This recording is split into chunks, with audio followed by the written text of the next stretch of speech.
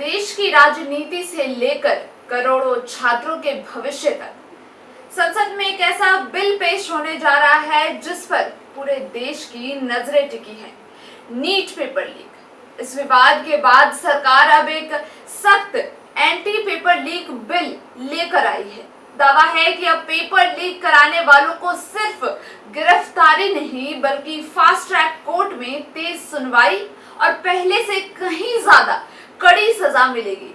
वहीं दूसरी तरफ विपक्ष इस पूरे मामले पर सरकार को घेरने की तैयारी में है।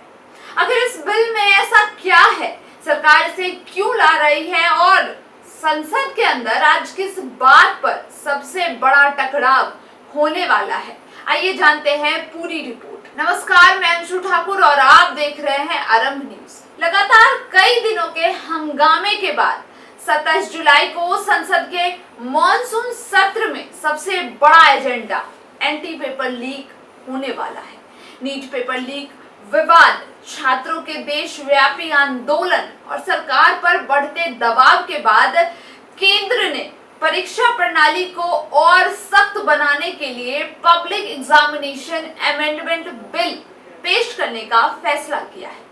सरकार का कहना है कि इस नए कानून का मकसद सिर्फ पेपर लीक करने वालों को पकड़ना नहीं बल्कि पूरे रैकेट को खत्म करना है। इसलिए इस बिल में कई बड़े प्रावधान जोड़े गए हैं। सबसे पहला प्रावधान फास्ट ट्रैक कोर्ट, यानी पेपर लीक जैसे मामलों की सुनवाई अब सालों तक लंबित नहीं रहेगी बल्कि विशेष अदालतों में तेज गति से हो जाएगी। दूसरा प्रावधान टाइम बाउंड इन्वेस्टिगेशन, जांच एजेंसियों को तय सीमा के भीतर जांच पूरी करनी होगी ताकि दोषियों पर जल्द कार्रवाई हो सके।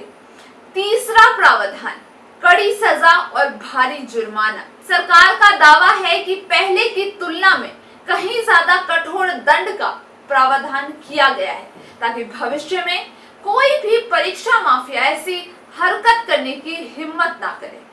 इस बीच प्रधानमंत्री नरेंद्र मोदी पहले ही परीक्षा प्रणाली में बड़े सुधारों का ऐलान कर चुके हैं।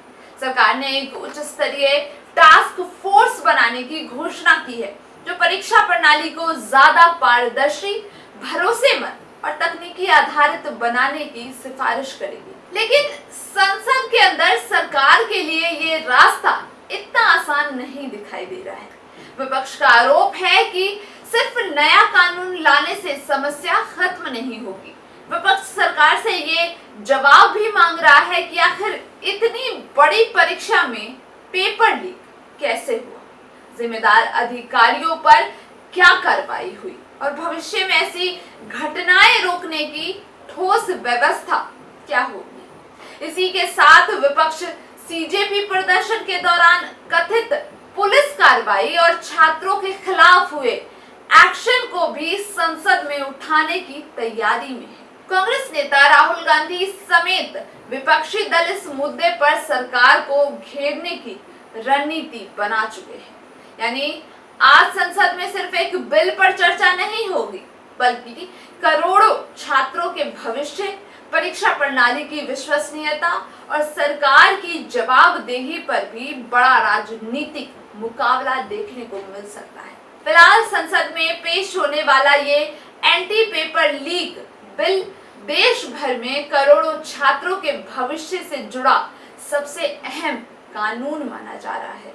अब देखना होगा कि संसद में इस पर कैसी बहस होती है, क्या विपक्ष सरकार को घेरने में सफल रहता है और क्या ये बिल वास्तव में परीक्षा प्रणाली में भरोसा वापस लाएगा। इस पूरे घटनाक्रम की हर बड़ी अपडेट के लिए आप जुड़े रहिए आरंभ न्यूज के साथ।